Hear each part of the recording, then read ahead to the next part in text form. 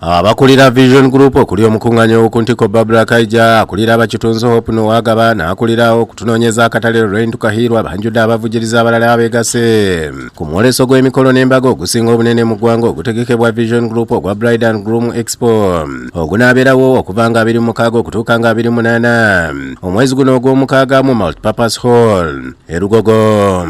Bano okuli aba Crown Beverages, abakola Pepsi, aba Keroma, abasogola ebyokunywa bya Bera, Kintu Electricals, abakugu mu by'amasannyalaze wamu n'ekitongole kyabwe ekya Open, abannira abawandiisa ebintu eby'enjawulo mu ggwanga, aba Sheraton Kampala Hotel nga bonna beegatta ku ba Lux Bespoke abatawunyikamu mu kutunga amasuuti. Omwoleso guno gwakwetabwako abantu ab'enjawulo nga bagutaddemu ensimbi bataddewo ebirabo ebitali bimu eri bannamukisa abanaawangula omuli okuwandiisa obufumbo ku bwereere nga Joan Uwera owanira bw'alambulula.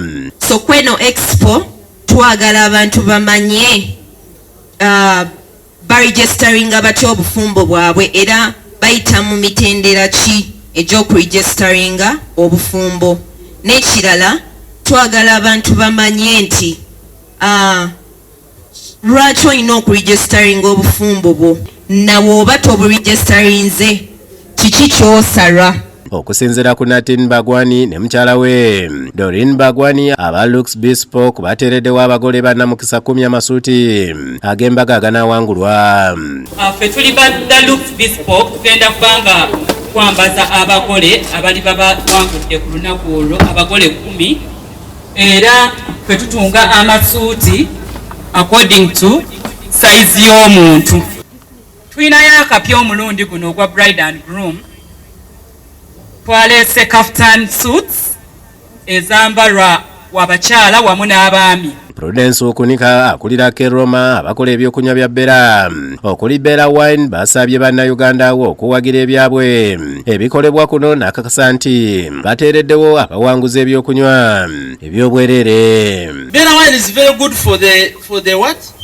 For the wedding, introduction and the reception. But beyond that, families are breaking because of what they take. It is true. And there is a secret in the Bera wine. And also it is a blessed wine because we have testimonies. Those who have used the Bera wines on their functions, none of them have separated. Karombekeka ne Mwala Ruth aba Sheraton Hotel Kampala bakakasiza nti bateereddewo abawanguzi keeki okusulako mu Sheraton Kampala n'omwagalwa we mu kisenge ky'abakungu n'ebirabo ebirala. At the Sheraton Kampala, celebrations are the heart of what we do, and weddings remain some of the most special moments we're privileged to be part of. Through this partnership, we're pleased to support this year's expo by offering a diplomatic honeymoon suite to the winning couple. We'll also provide a Sheraton wedding experience. Luxury suite. Ebimuku bisenge byaffe ebinene ddala era ebigazi ddala bisuzaamu ne bapresidensi ambassadors. Sheraton egamba kigenda kikuwa ggwe agenda okuwangula.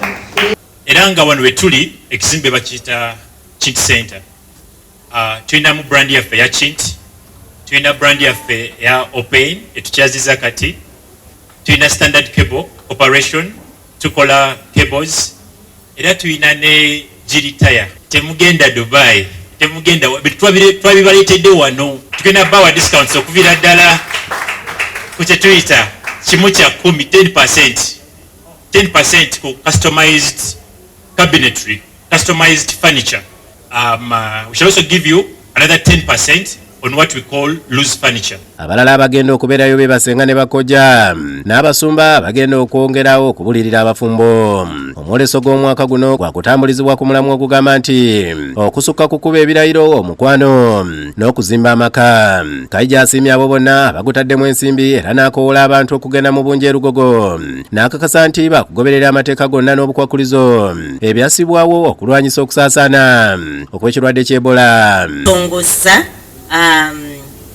omwoleso gwaffe ogwa Bride and Groom tubaaniriza mujje ku mwoleso gwaffe gujja kubeerayo nga 26 okutuusa nga 28 wano wano e Lugogo. Ebola tejja kutukosa kubanga tujja kugoberera amateeka gonna gavumenti geetuwadde. Tukahirwa agambye nti bingi bye bategeseyo omuli n'abayimbi n'abantu abagenda okusanyusa abanajja ng'okuyingira kwa mutwalo gumu.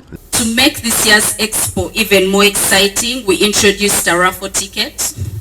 So while audiences will be paying the gate entrance of 10,000, you can also buy a raffle ticket at 5,000 shillings and stand a chance to win amazing prizes. Nze Ismail Nsubuga ku lwa Bukedde TV.